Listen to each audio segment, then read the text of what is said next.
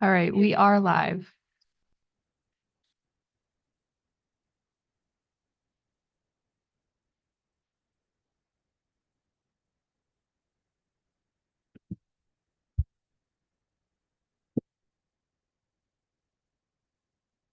I'm going to call roll. Elaine DeRisso. Here. Laura Devlin. Here. Bob Dorinzo. Nadine Heights. Ed DeVoe. Ed LeBlanc. You have a quorum. We stand for the pledge.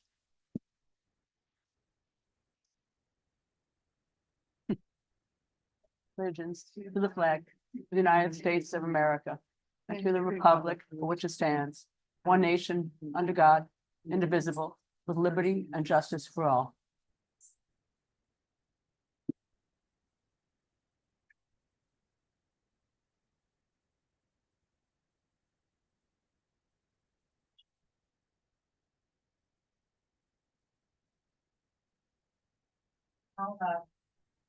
Done. Can we get an approval of the minutes? We get a motion for that? I have a couple of things to bring up about the minutes, Okay. Madam Chair.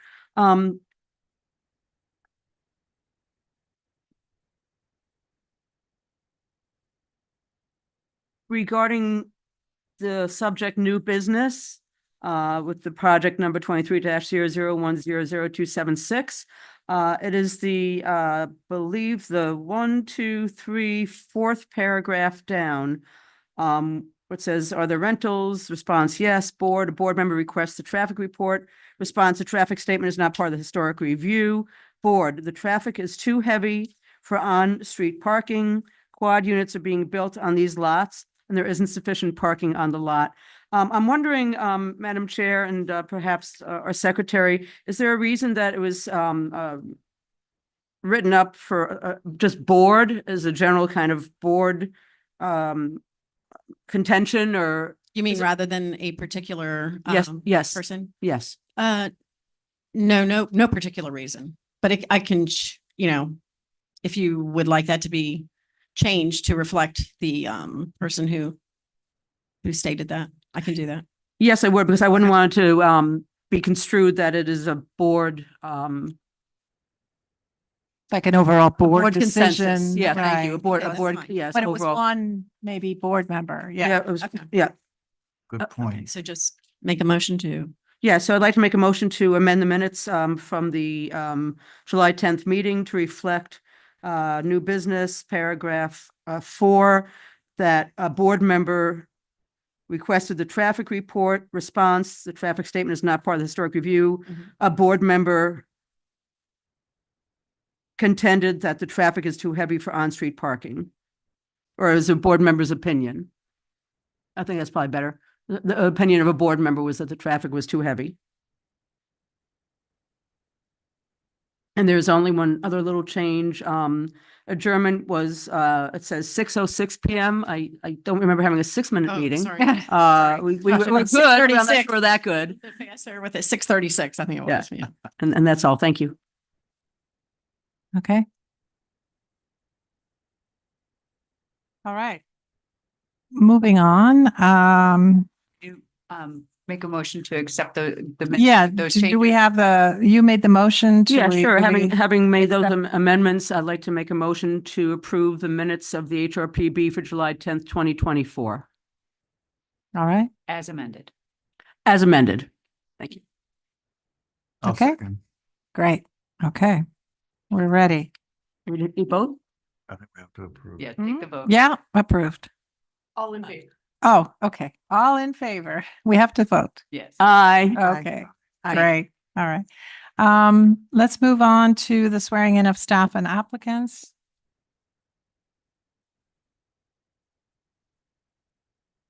You plan to give testimony this evening, please stand and raise your right hand. Do you swear and affirm the testimony you give will be the truth, the whole truth, and nothing but the truth, if so, say yes. Thank you. Are there any publications that had to be submitted? No. Okay. Any withdrawals, postponements? Okay. Consent? Nothing on that? public hearings, any board disclosures? No? Any unfinished business? Then let's get on to the new business. Okay, so, Annie, do you want to begin? All right, so we have HRPB project number 2300100077. This is consideration of 3 historic waivers for the minimum required side setback, maximum impermeable surface coverage, and minimum front yard landscaping area for 424 South K Street. This is a contributing resource in our Southeast Lucerne Historic District. You can see the location here on the map, just north of what would be Fifth Avenue South along South K Street. So we've got our existing structure here.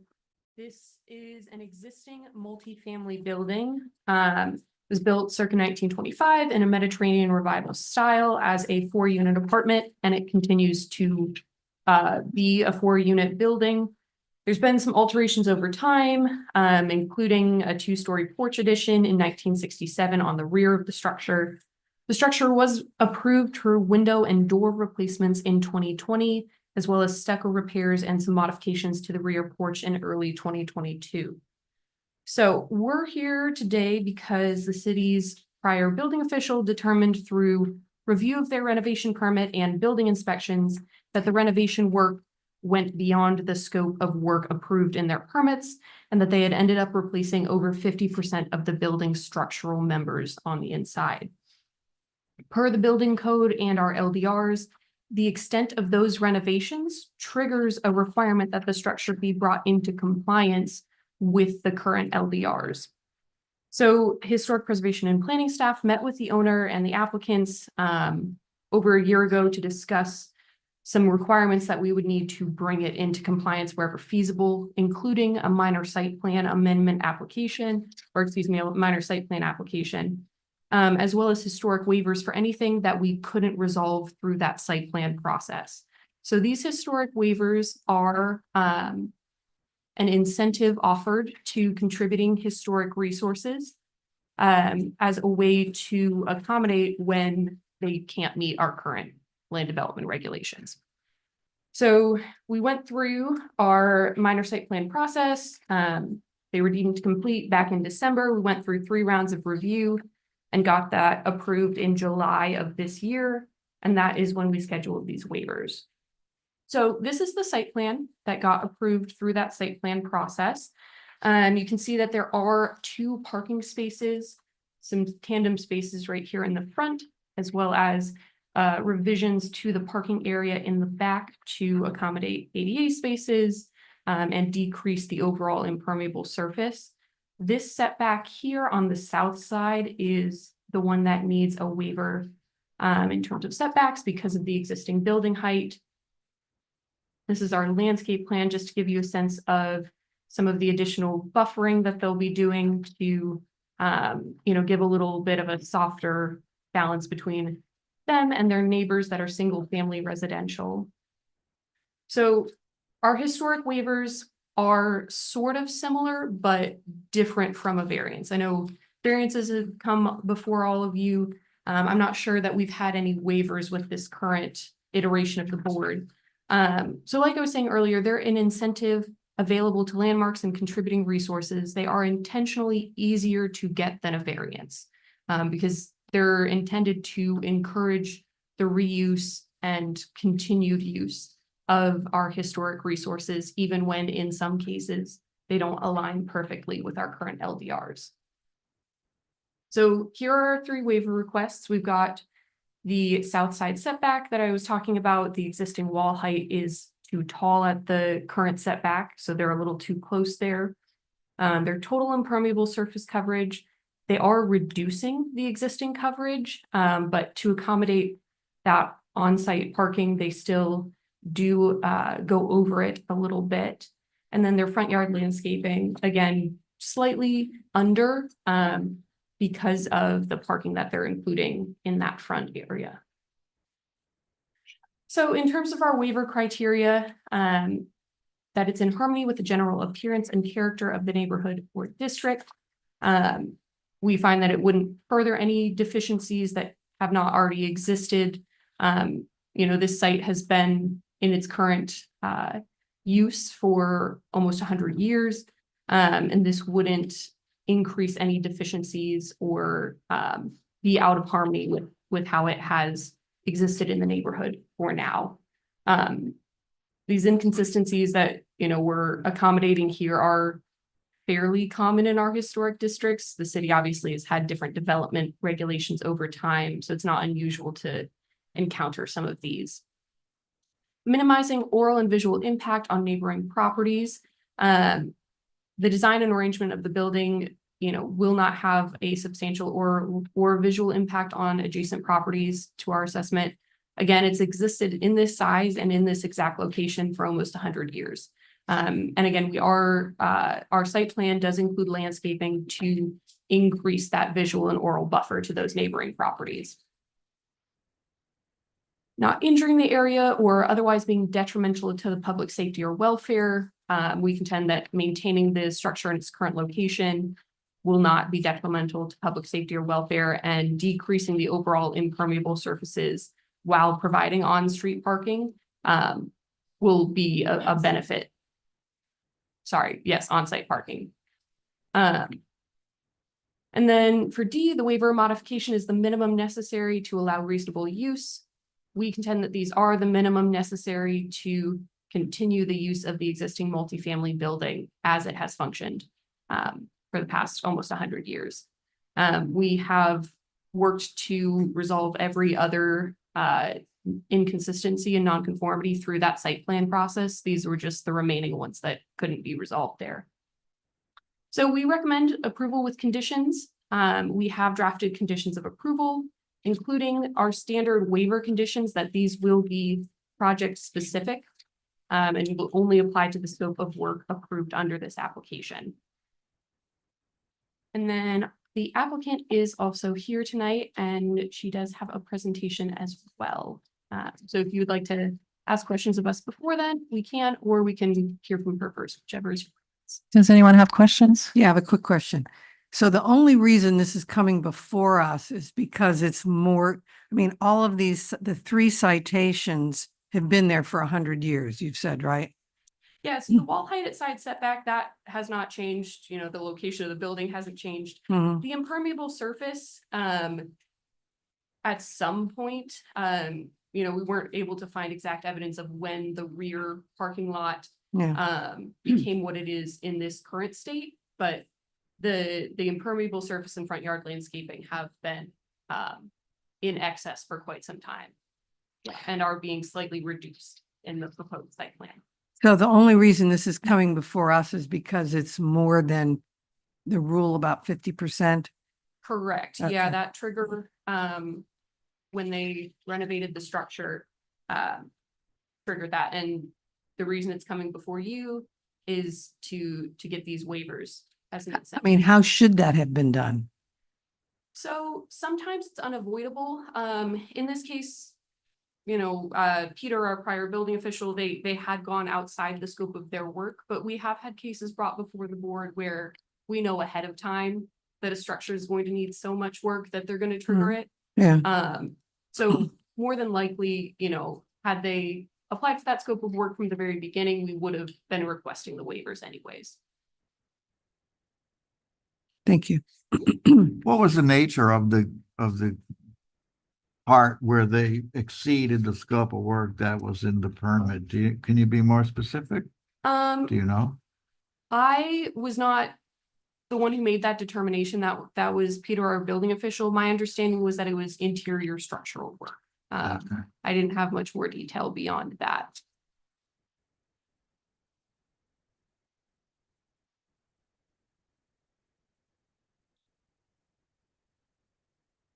Do we want to proceed with the presentation then?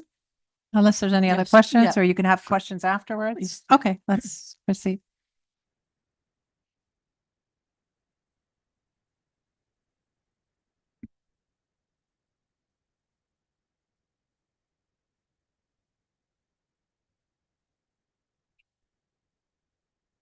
Hi, good evening. Noor Darwish from Schmidt Nichols on behalf of the owner. My presentation summarizes most of the information that staff had. I prepared just in case you guys had any questions. So we're open to any questions you may have tonight. The location of the site, as staff mentioned, is 424 South K Street. It's an existing building. We can go to the slide. The main reason of us standing here tonight is to get approvals for the waivers. All these waivers, we're seeking to grant them tonight is because of the existing structure. We made, no changes that resulted in granting these waivers. And the applicant is in agreement with all the conditions of approval provided by staff.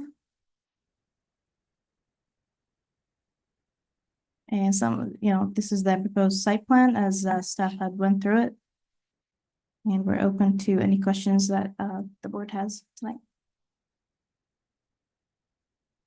So it looks like they are trying to reduce some of the impermeable surface. You'd say it's going from 83% to down to 67.5. So that's a pretty substantial reduction. I know the goal is 55, but it's not too bad. And also, the wall can't really change, the wall height, right? So any other questions? No? So, yeah, sure. So you could just tell us the nature of the work that exceeded what was permitted was, I would assume that was mostly repairs. Is that correct? Correct. Okay.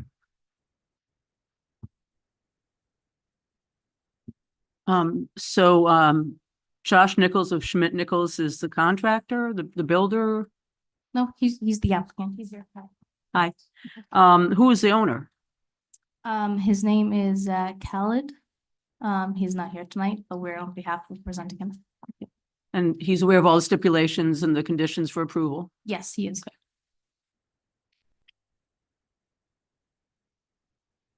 Does anyone want to make a motion on this? There are a lot of conditions here. About 5. Can we review the conditions of approval again, please? Sure.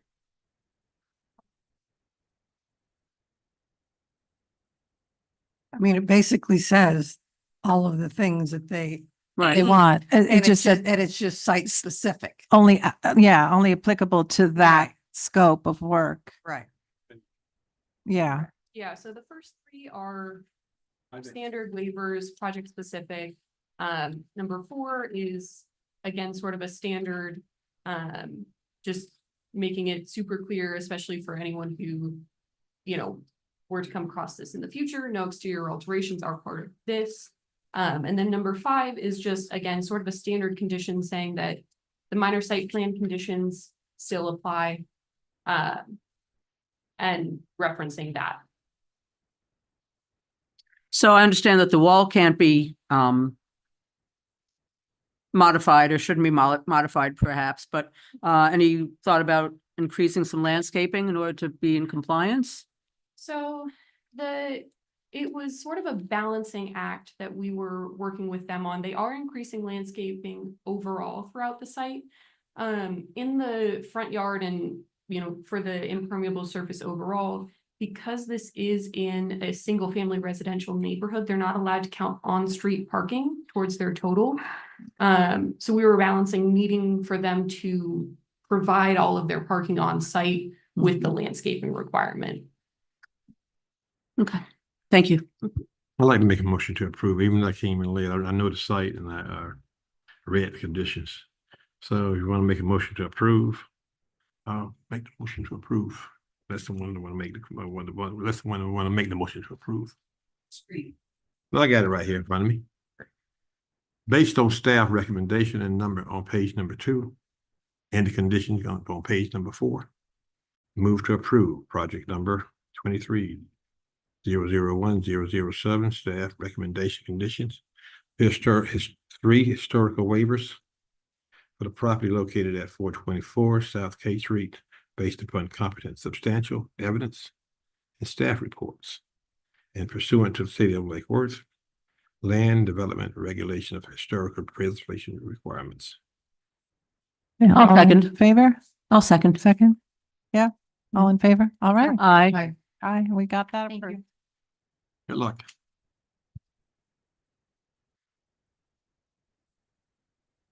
So next on the agenda, looks like an ordinance. This is ordinance 2024.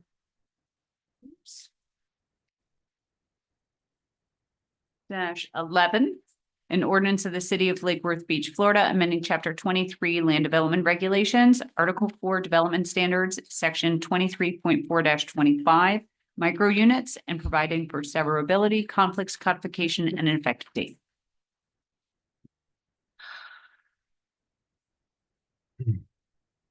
Good evening. For the record, Scott Rodriguez with zoning. What this item before you is another revision to the micro unit section in the land development regulations. It's essentially adding an exception for existing structures that want to convert to utilize micro units program. And it specifies interior common area and outdoor amenity percentage. So the underlined part is the change that you've underlined. That's the only change on that page. Yeah, and there's So- also another change on page 2, line 59. Just changing the 20% to 15. Top page 2. Yeah. Top page 2, yeah. You said line 59? Mhm. Oh, I see. Yeah. 20's crossed. Changing it 15, 20 yeah. from 15. So if a project does not, And this is because you're talking about existing structures or buildings. do you want to give us just a bit of background on this, maybe? Well, we've been making some revisions and listening to some, as we meet with potential developers to utilize the program, we're looking at real world scenarios where, this is probably the second time we've amended this and this year. So we're looking at projects that want to utilize a program, but they're kind of hitting some challenges in some of the code language we've identified. So in an effort to make this a little bit more flexible, we've made some changes, and this is part of that, or part of that flexibility. Multifamily.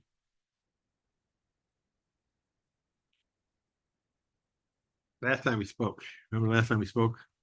And I was concerned about parking. And for micro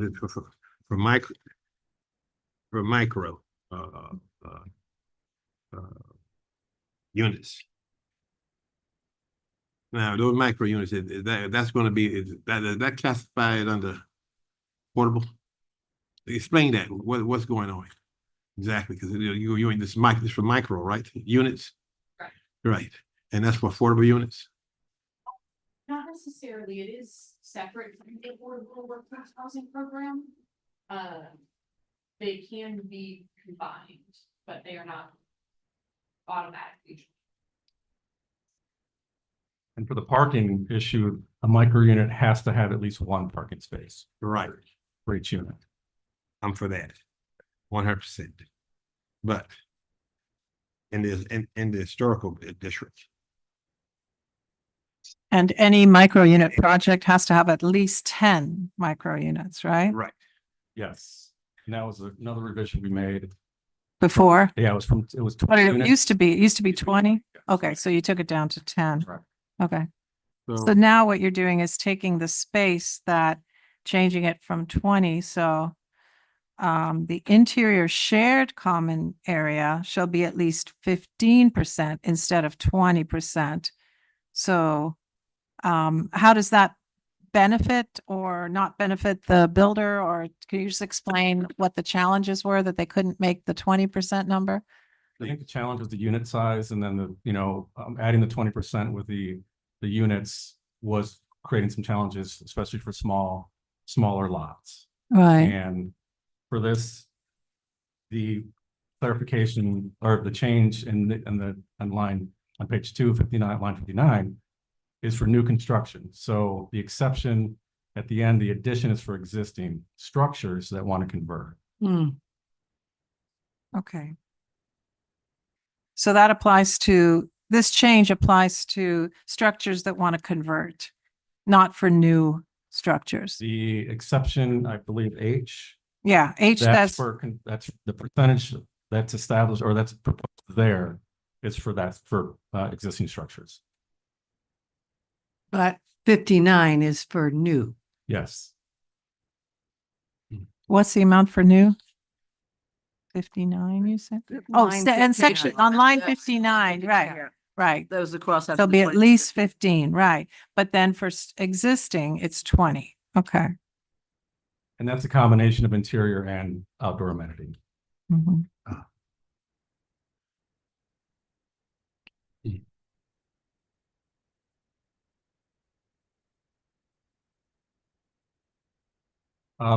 So this has gone before the Planning and Zoning Board. They did make a recommendation to reduce the percentage to, just give me a second. Reduce the in H, yes. Reduce the percentage. So they're recommending that the minimum, the 20% be revised to 10% interior common area and 5% exterior. So 10%. so not exceeding 15%. And do we know, like, why? Like, what is the rationale for that? They were concerned with leaving it as written that the combination of the common spaces would be interior and exterior had to meet that minimum of 20%. So you could technically put all of your common space outside. And they wanted to make sure there was common space provided for interior. And so they made that consistent with the 10% minimum for new construction. So not being a construction person, Ed, architect, Sorry, do these make sense? I mean, I would think, most of the projects that we do have significant amenities Mhm. spaces and Mhm. we have done some with micro units recently. We had a lot of talk with developers about projects with micro units, and for a couple of years, it seemed like nothing ever materialized. And then more recently, we had some that did materialize, but they have some significant amenity space. They're in the middle of downtown West Palm Beach. Mhm. Was there a feeling that the 20% would discourage developers or would not maximize use of space that was available? That's possible. I think how Elizabeth has explained it is more the concern, having all outdoor 20%. And this way they break it down and they clearly, just make the distinction of what they'd like to see interior and exterior. Just for like a little background, extra background, like, could you tell us what would be the typical amenity spaces that would be in a project like this? Can you, I mean, Would they be the ones listed in E? They're on here yeah, they're listed here. Reading room, gym, virtual office space, party room, game room, library, movie theater, gourmet kitchen, art labs. Even lobbies, hallways and all that counts? Yeah, it's interior, correct. Okay. Oh, sorry. So So, go ahead. lobbies, hallways. Mhm. And also on the personal it's- service too, it alludes on that previous Shall page. not count. Okay. Well, just Personal service, just retail. and number commercial. 11 doesn't count. So we adopt the What planning and zoning there? criteria, Yeah. that'd be more in line with the city. The 10%. Yeah, you could make a recommendation to city commission, similar to planning and zoning board recommendation. I think we should do that. So the city commission recommendation was totaled only 15% for the converted units, right? You said 10% interior and 5%. And so they weren't even wanting to go up to 20% for the conversion ones, you said, right? Right. So it's the same as a new build. So they didn't want any distinction between a new build compared to a converted micro unit. Is that what they were wanting? I'm sorry, Madam Chairman, are you speaking about the commission or are you speaking about the planning and zoning? Or Yeah. both? Planning and zoning board, right? Correct. Yeah. So I'm Okay. not sure so they've made a recommendation. Now, what are we supposed to do with that? You could continue, you could. I mean, we recommend- should know. We've what that we've had this recommendation- before, remember? Yeah. Yeah. So how would we even, other than you asked, we wouldn't even know what their recommendation was, or Right. Well, supposed to know? Scott just Just told stated us, what it but was. yeah. Yeah, No, but he you can make a volunteered. recommendation with the proposed language as is. You could make a recommendation with similar to planning and zoning board, or you could make a recommendation with your own Okay. changes. I would like to see, us stay consistent with the planning and zoning board. So I would like to see us, sort of follow their lead. That way you have some kind of unilaterally agreement with the city. I mean, with both boards. So I mean, if that's okay with my colleagues, of course. You want to make a recommendation? Well, let me just clarify one thing. I apologize. So what I'm hearing is if it's 15%, it helps to guide a principle of not having that all be outdoor space, but having that 15% be more. It wasn't necessarily so much the break that it was only 15%. It was the breakdown of making sure that at least 10% was interior. Mhm.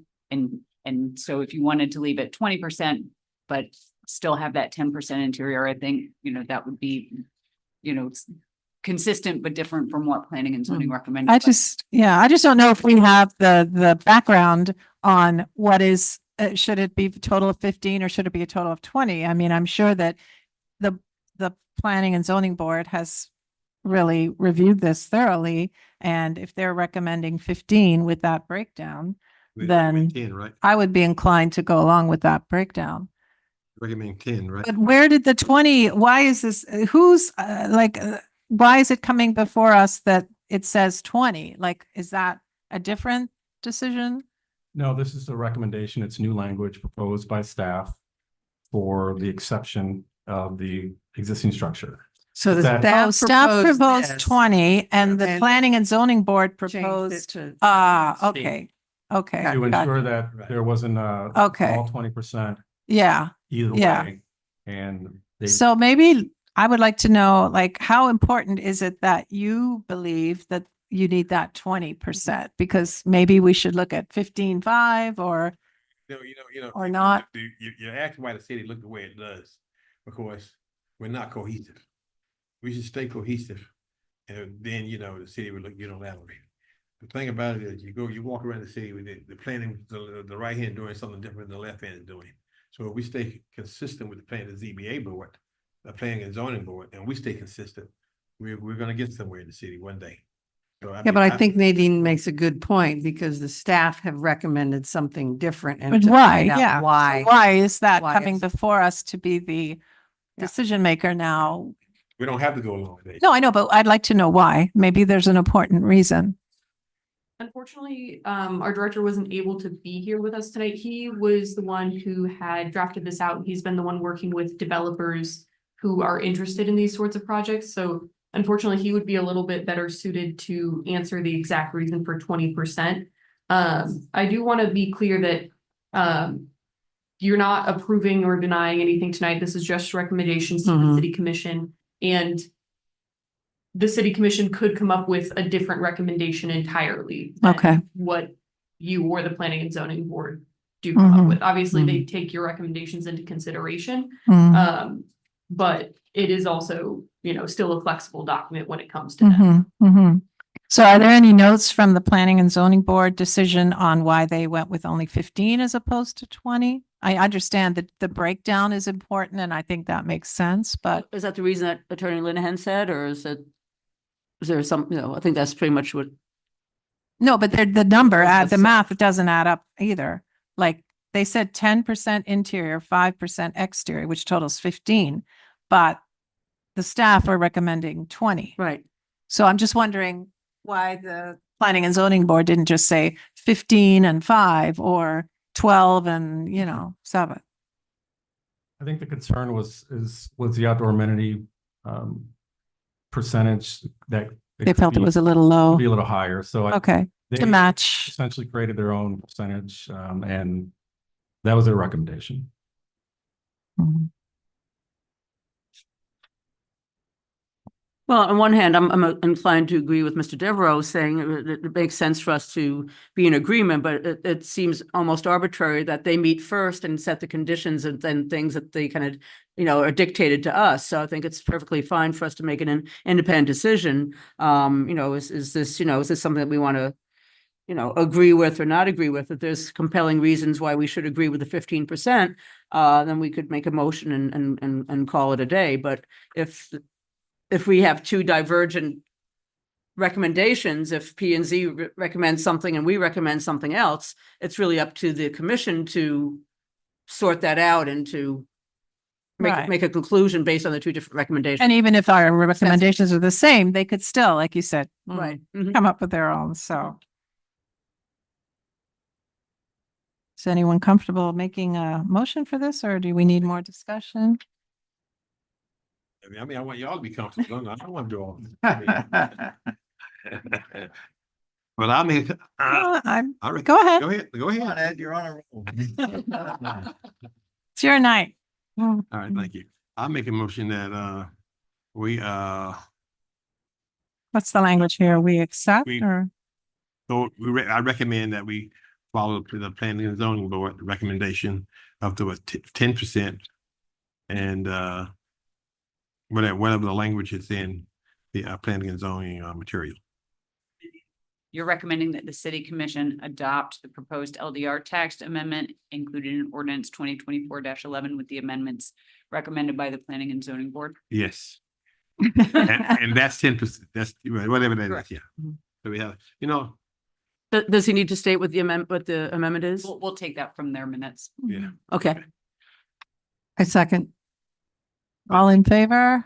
Aye. All right, I mean, one of these days Approved. we'll have a city where it all looks the same. I might not be around. and then here, we're but- not done yet, so, right? We've got a notification of condemnation at 523 South M Street.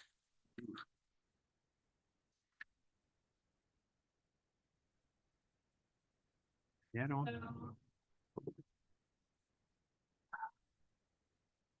Like our chair said, notice of condemnation and intent for future demolition of the principal structure and accessory structure at 523 South M Street. This is a contributing resource in one of our local historic districts, the Southeast Lucerne Historic District. So it's a fairly large lot just north of the intersection of South M Street and 6th Avenue South. The existing property, you may know because of its humongous trees. So Oh, wow. this is our principal structure. It's a single family house built circa 1925 in a Mission Mediterranean Revival architectural style. This is some of the interior photos. So this has been vacant for quite some time. Code cases were cited against it and it is currently owned by a bank because it did go into foreclosure. They also have an accessory structure that was built at the same time as the It's too bad. It's pretty. it was originally a two-unit apartment building with a garage underneath and was converted into a 3-unit apartment building by local architect G. Sherman Childs in 1940. But again, the state of the structure is not good. So it was declared unsafe and condemned by our building official. Both of them were, they've collapsed in several areas, obviously missing roofs in some areas. The tree grew through the roof in one area of the main house. So in our historic preservation ordinance, in a case of condemnation for a landmark or contributing building or non-contributing building within a designated local historic district, a certificate of appropriateness is not required. There is, however, a stipulation that the demolition permit shall not be issued until the HRPB has been notified and given an opportunity to comment. So this is your notice and your opportunity to comment on the condemnation and intent to demolish. So we don't have a say in whether it's going to be demolished or not, but we have an opportunity to comment. Okay. I'm just curious, how long has the bank owned this property? The bank acquired it fairly recently. I think last month. Wow. And who owned it before The then? foreclosure had been in progress since, I think, for over 10 years. 10 And years? It's Is that been common? contested and there Oh. was bankruptcy and all sorts of stuff. So Wow. it's been ongoing for a long time. And Wow. So it was just in limbo during that 10-year period. Nobody could do anything, really. The property owner was fighting it. Was fighting what? The foreclosure? Wow. And I think it was inherited through the family and had been through two or three That's- generations of the family. Wow. That's my understanding as well. Yeah, our building official also looked through the property file. Hate to He be the was neighbor. looking or preparing his unsafe declaration, and seems that the property has had some unsafe situations for Mhm. upwards of 50 years. Yeah. So it's- nobody owns it now, or who owns it? The bank. But So it's they just don't a know sh- what's gonna happen with it, other than demolished. Correct. Yeah, they obviously would want to not continue to own it forever. They would want to Hmm. sell it, and Right. it's my understanding that they believe probably correctly that it'll be easier to sell without the structures on it. So who pays for that demolition process? Bank, The bank, they pay for that? Okay. the city. And then it'll be easier for them to just sell the land, right? What gonna become of those there banyan trees? Because they gotta be on the state registry. Yes, our demolition process includes notification and coordination with our city horticulturalist. He's aware that they want to demolish, and his plan is to coordinate with them prior to any action on the property to have a plan for protection of those trees during the demolition process. That's Ms. McGrew, correct? Correct. Mhm. So they cannot, they could, they'll demo, they'll knock the house, well, of course, they'll knock the house down, but they gotta maintain barrier around the trees. And even in new construction, that way, whoever may come to build there, that criteria for the trees is gonna still stand. The same criteria for any new construction process would apply. If they're proposing to get rid of any of those trees, they would need to go through the mitigation process. What mitigation process? So there's a full mitigation process that involves, I believe, fees and a certain number of trees that have to get planted based on the size of the tree that is removed. Based on the size of those trees, Right. it would be. So you're allowed to remove a tree sometimes if you agree to plant new ones? Is that with the state of the city? Depends. Is that with the state of the city? So you guys have a green space mitigation? Really? How long you had that? Green space mitigation. Okay, that's- It's Tree specific for mitigation. tree removal. Now, is this specific to the species of the tree in most cases? The tree removal code and mitigation for the trees is species specific and size specific. But most banyan trees are on the state registration, on the state register. Most banyan trees. I don't know that these are. They've been around a long time. Yeah. Somebody said could have. I will Could be. say, just, in conversation with the city horticulturalist, it would be potentially infeasible to, or unrealistic to try to mitigate these. So most likely they will have to remain. Someone could certainly try, but it would Good, be a very high hurdle. right, good. And then could you do anything with the property with the tree there? Yeah, That will be the job for whoever purchases it to figure out. Take some creativity. The tree house. yeah. I mean. banyan And this trees- is in the historic district. Correct, Okay. yep. So there's addition no would come- limitations as to what can be put there? It's in a single family residential zoning district, so it would be a single family house. Okay, Yep, and the but no architectural style. So the new construction would come before you guys, just like any other new construction in a Hmm. historic district. So it would, we'd have the same typical That'll be conversations interesting. about style, design, fitting into the neighborhood. There would most likely be some. Fitting pretty around the serious tree. conversations about the tree, yeah, yeah. I'd like to have put in the record, Mr. Devereaux and I'll speak for myself also, Mr. Devereaux, our comment being that we'd like to see those trees preserved to the extent possible. Very few on the left. Okay. Any other comments on this? I just want to comment how unfortunate it is. I mean, without knowing the whole history and the details of it, I mean, I guess we just have to assume that there was nothing that could have been done, but, I drove by the house and, to my sense, I would say that it had some significant redeeming historical Yeah. value, Mm. and it's really sad and unfortunate to see this happen. It would be great if we could, find ways to prevent these types of things from happening before it's too late. Yeah. That's true. I will say we did have one of the code cases on the property was attempting to prevent demolition by neglect or deterioration through neglect. That's, an attempt to incentivize someone to maintain their property, so that we wouldn't get to this state, but obviously that did not work in this case. So I don't understand what the owners were wanting to do then. My understanding is that the owners don't live in state, so their intent was pretty unclear to us as well.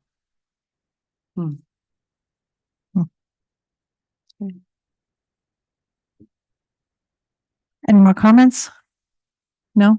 Any more comments? No? All right. Yeah, our comments are done. Cool. And is Do that we it then? need to do anything in terms of, any kind Any of, board member comments on anything in general? We do have one more super quick department report. Mhm.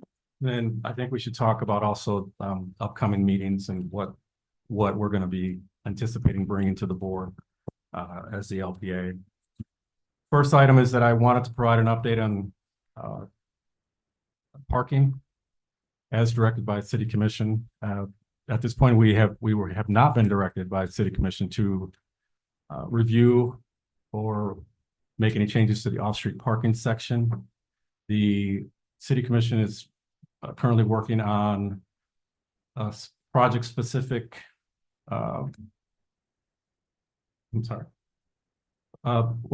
parking study for the downtown area related to parking structure. And again, this is for the WMOTA project.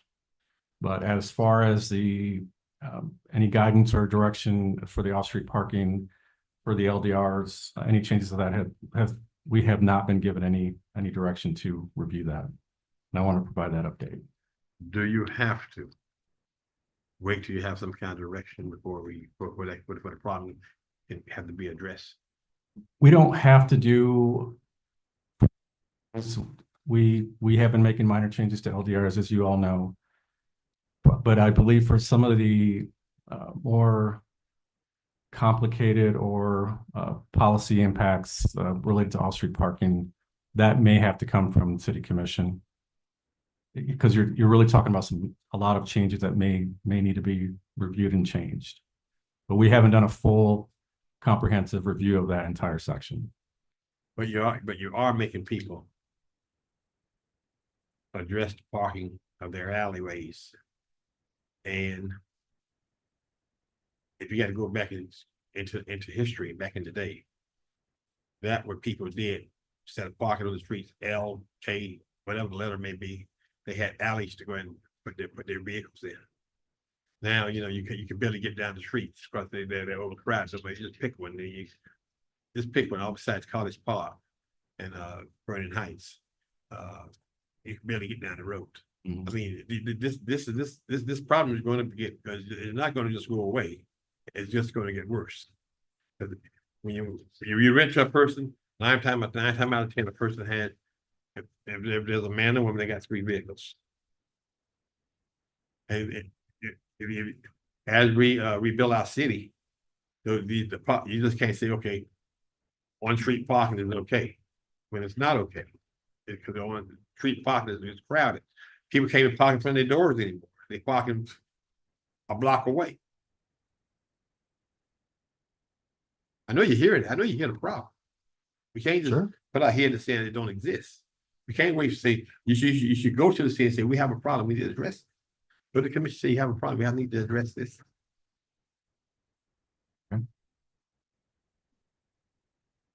Maybe that's why we need these parking structures or for, Well, again, it's my understanding that's just part of the Wamoto development or proposal that's being considered.